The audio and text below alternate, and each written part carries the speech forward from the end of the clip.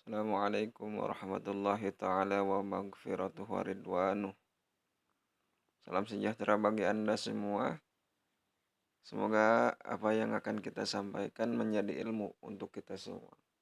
Karena tanpa dipungkiri, ilmu itu datang dari siapa saja. Dengan cara kita mengaji, mengobrol, mengkoreksi diri, bertapakur ke alam semesta. Intinya apa yang menjadi sumber informasi itu adalah ilmu.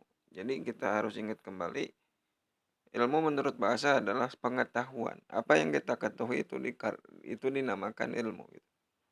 Kita akan sedikit membahas tentang suatu kejadian-kejadian yang sedang booming pada saat ini, gitu. Jadi mohon untuk Anda berlaku bijaksana dalam menyikapi suatu perkara-perkara yang baru. Contoh, kita mendengar suatu kabar berita dan kita harus tahu kembali sebelum Anda melangkah lebih jauh. Kita harus tahu dulu apa sih definisi dari suatu berita tersebut. Apa sih yang dinamakan berita? Yang dinamakan berita itu baina sidqi wal kidbi. Artinya berita itu bisa benar dan bisa tidak. Ada. Jadi baina sidqi wal kidbi. Bisa benar, bisa enggak, gitu. Jadi intinya jangan dulu percaya akan suatu berita-berita yang beredar di luar sana, yang menjadi perbincangan booming di kalangan masyarakat luas. Metode yang kita akan sampaikan pada saat ini ada dengan cara tasawur. Tasawur itu kita cari bukti-buktinya dulu sebelum kita tasdik. Tasdik itu artinya percaya, membenarkan tentang berita yang ada di luar sana. Karena ternyata media itu kebanyakan mencurangi, gitu. Jadi dikarenakan, oke lah, adanya unsur-unsur duit, gitu. Jadi yang benar disalahkan, yang salah dibenarkan, gitu. Anda pun jangan malu untuk mengakuinya, gitu. Yang penting kita harus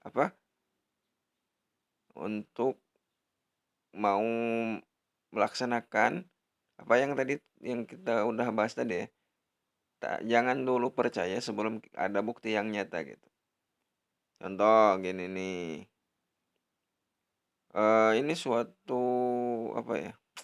Itu berita yang lumayan mengagetkan juga sih bagi orang yang nggak tahu jawaban, pasti akan bingung, gitu.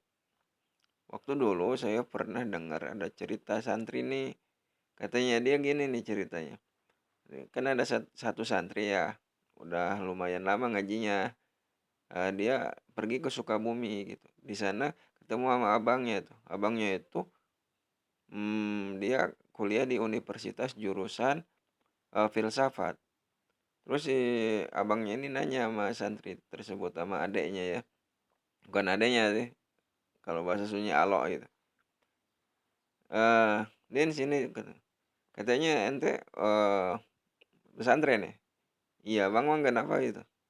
Enggak, gini katanya, Anda mau tanya sama ente, kalau ente udah nggak pesantren pasti udah jago dong. Abang mau nanya gini ceritanya. Jadi kan ente percaya nih kalau Tuhan itu ada ya? Iya dong. Tuhan itu ada kan? Ada. Siapa namanya? Allah. Siapa namanya, katanya? Allah, dia jawab, kata si Udin. Terus si abangnya nanya gini, kok namanya Allah ya? Enggak kayak kamu, Udin, gitu. Ini si santri dia bingung, gitu, sambil ketawa. Ini abang gue udah gila apa gimana tuh? Sebenarnya ini pertanyaan yang yang rasional juga sih. Kalau kita tahu ilmunya jangan dulu marah, gitu. Ini suatu bukti contoh, gitu, untuk mengukur kadar emosi Anda menjalur apa enggak, gitu, sesuai dengan syariat agama. Kalau Anda pinter, gitu, jawab, "Bang, saya kenapa bilang ke Allah itu namanya Allah, gitu, Tuhan itu namanya Allah, gitu maksudnya. Dikarenakan ada dalil yang mengatakan bahwa fa'alam annahu la ilaha illallah. Saya dikasih tahu oleh guru saya tahu oleh guru sayanya lagi sampailah ke Rasulullah. Kata Rasulullah, itu bahasanya, bahwa Allah itu eh, mempunyai nama, Tuhan kita itu mempunyai nama, la ilaha illa anna fa'alam annahu la ilaha illallah. Ini adalah suatu contoh bukti ya, dalil, gitu. Mungkin di kalangan umat Islam mereka akan langsung tasdik, percaya ya. Dikarenakan ini suatu bukti yang nyata, gitu, sesuai dengan anjuran kitab agama ya, nggak ada keseliruan tuh di situ. Okelah di sini kita dapat memahami, tapi bagaimana dengan kejadian-kejadian di luar sana yang mana ini zamannya fitnah, zaman berita hoak ya.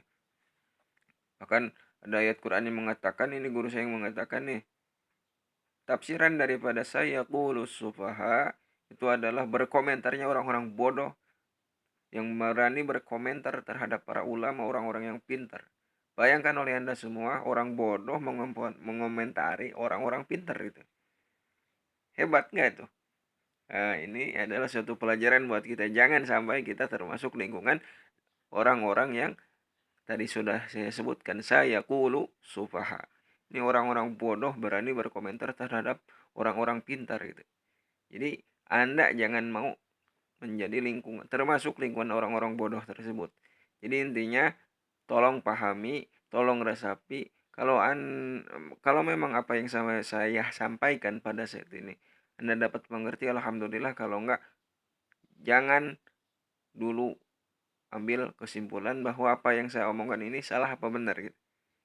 Nah, gimana caranya supaya Anda bisa tahu omongan saya benar apa enggak gitu? Anda coba koreksi, tanya ke guru-guru Anda. Pas saya dapat keterangan gini nih, katanya ada suatu YouTubers yang ngomongnya gitu. Tolong, ini benar apa enggak nih?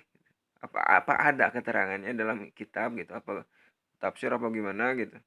Nah, setelah Anda ngobrol, jangan hamba satu, tapi usahain datangin ulama-ulama guru-guru ente yang lain supaya apa? Hasil kesepakatan natijanya itu gimana? Kalau 90% banyak yang bilang kalau saya itu salah, salahin aja. Kalau kebanyakan yang bilang saya itu benar, ya apa sulitnya sih untuk Anda bilang benar gitu. Jadi gitu, jadi cara meresponnya itu kayak gitu. Itulah gambaran simpel ya, metode cepat untuk Anda belajar dewasa. Cukup sekian, kalau ada apa-apa tolonglah kita diskusiin, jangan dulu sampai terjadi baku hantam ya. Intinya welcome to my brothers.